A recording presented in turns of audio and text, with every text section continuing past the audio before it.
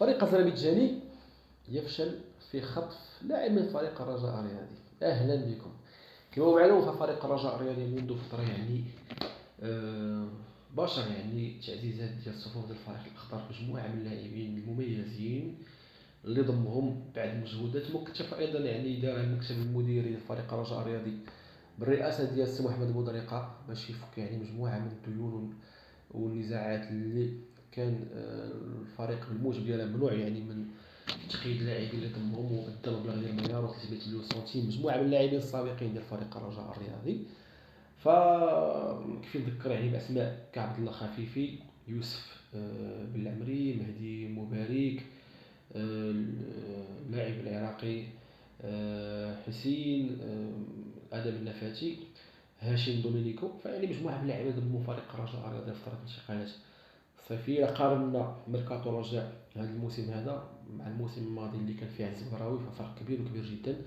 لاعبين اللي عندهم الاسم ديالهم والثقة ديالهم، ومن أبرز ما كاين سواء في الساحة الوطنية حتى على الصعيد ديال اللاعبين الأجانب. فنسبيا اللاعبين اللي ضموا فريق الرجاء الرياضي كيبقاو عندهم سير ذاتية محترمة في اعتبار أنهم يأكدوا الأحقية ديالهم في حمل قميص فريق الرجاء على أرضية ملعب. فأيضا من بين اللاعبين، ولكن ما قلت في العنوان فريق أذربيجان فشل في أنه يخطف لاعب فريق الرجاء الرياضي.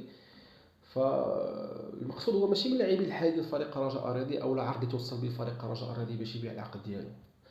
فالمقصود هو انه من بين اللاعبين لفريق الرجاء منذ فتره انه كيسعى باش يدبر الصفوف ديالو.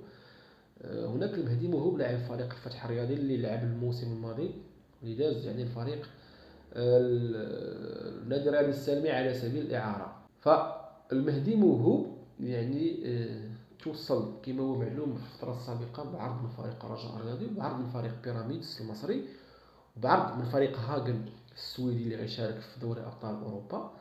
هذه الأندية كلها أبدت الرغبة ديالها في أنها تتعاقد معه، والأكيد هو أنه عروض الأندية ديال بيراميدز وديال هاغن كانت أفضل من عروض ديال فريق الرجاء الرياضي فيما يخص الشق المادي اللي ممكن يستهدف منه فريق الفتح الرياضي أو حتى المهدي موهوب بنفسه. ولكن المهدي موهوب متشبث كان عنده قرار على انه يلعب بفريق الرجاء الرياضي ورفض جميع العروض اللي توصل بها، ولو كانت ضغوطات مسؤولين فريق الفتح الرياضي باش يقبل العروض الاجنبيه اللي توصل بها، لانه تشبت وكما هو معلوم فباقي عنده فقط سنه في العقد اللي كرطو فريق الفتح الرياضي.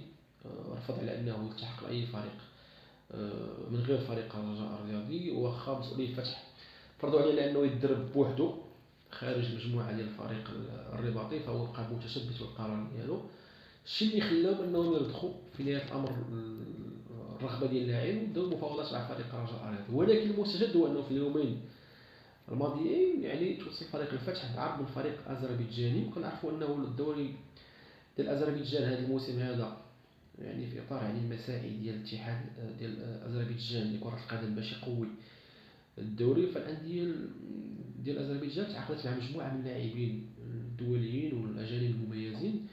كيف نذكر منهم سفيان شاكلة لاعب المنتخب الوطني، ومروان الهدهودي لاعب سابق ديال فريق الرجاء الرياضي اللي التحقوا بفريق صباح أذربيجاني مع مجموعة من اللاعبين الأوروبيين أيضا. فواحد من الأندية الأذربيجانية حتى هو بدا الرغبة ديالو في التعاقد مع المهدي موهوب وعرض من مقابل مالي مهم لفريق الفتح الرياضي.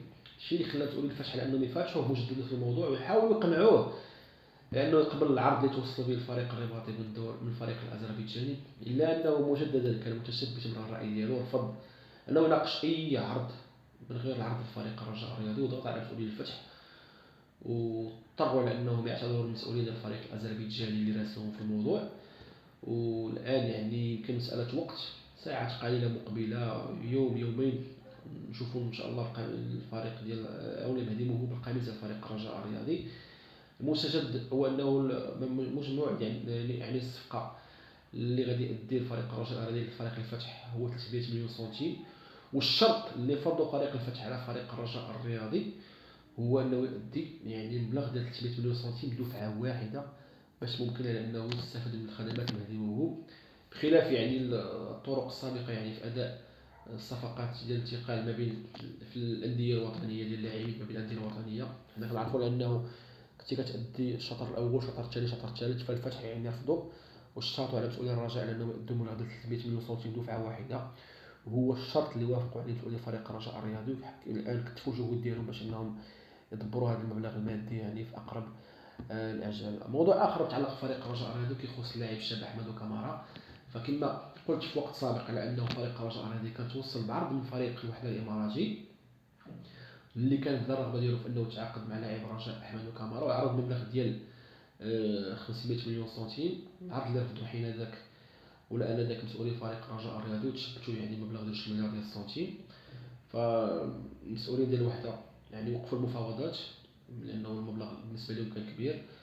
من بعد فريق الرجاء الرياضي اقترح على انه يستهدف مبلغ 500 مليون سنتيم ويعطي اللاعب احمد كامارا على سبيل الاعاره، والشيء اللي ما كانش ممكن لانه احمد كامارا غادي ينتقل لفريق الوحده، اولا كان الرغبه ديال الوحده الاماراتي في انه يضمو كلاعب مقيم ماشي كلاعب محترف اجنبي. واللاعب المقيم فما يمكنش انه يجي على سبيل الاعاره من فريق خارج من دوله الامارات، كيخص يكون شراء العقد ديالو بشكل نهائي. عفوا.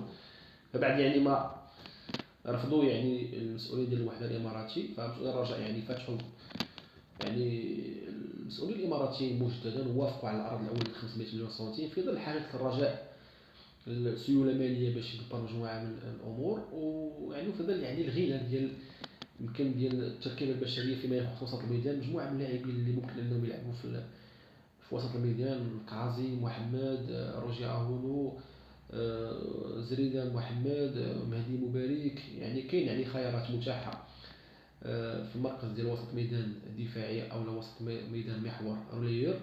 فهذا هو اللي خلى مسؤولي فريق الرجاء الرياضي على انهم يوافقوا على بيع عقد اللاعب الشاب احمد كامارا. تحياتي اليكم، ما تنسوش يعني ديروا اعجاب بالصفحه، تفعلوا خاصيه الاشتراك وخاصيه الجرس، والى اللقاء في فرصه مقبله.